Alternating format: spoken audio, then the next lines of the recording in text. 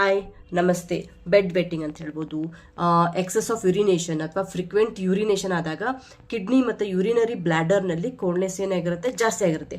ಆ ಕೋಲ್ಡ್ನೆಸ್ಸನ್ನು ಕಡಿಮೆ ಮಾಡಲಿಕ್ಕೆ ನಾ ಇಲ್ಲಿ ಕಲರ್ ಥೆರಪಿಯಲ್ಲಿ ಯೆಲ್ಲೋ ಕಲರನ್ನು ಯೂಸ್ ಮಾಡ್ತಾ ಇದ್ದೀನಿ. ದಟ್ ಇಸ್ ಪ್ರತಿತ್ವತ for the holding purpose. So according to the Ayurvedic acupressure ಪ್ರಕಾರ, so this is the right hand, ಇದು ಇಂಡೆಕ್ಸ್ ಫಿಂಗರ್. ಅಂದರೆ ಇದನ್ನು ವಾಟರ್ ಎಲಿಮೆಂಟ್ಗೆ ನಾವೇನು ಮಾಡ್ತೇವೆ ಅಂದರೆ ಹೋಲಿಸ್ತೇವೆ. ಇಲ್ಲಿ ಇದನ್ನು ಹೋಲ್ಡ್ ಮಾಡಲಿಕ್ಕೆ. ಸೊ ಫಸ್ಟ್ ಜಾಯಿಂಟ್ ಇದೆ ಅಲ್ಲ, this is the urinary bladder reflex joint.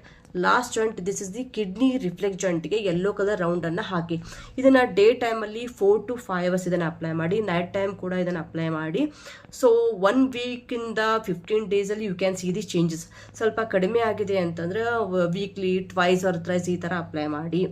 ಈ ವಿಡಿಯೋ ಇಷ್ಟ ಆದರೆ ಪ್ಲೀಸ್ ಲೈಕ್ ಮಾಡಿ, ಶೇರ್ ಮಾಡಿ, ಸಬ್ಸ್ಕ್ರೈಬ್ ಮಾಡಿ. Be healthy, keep smiling. Thanks for watching.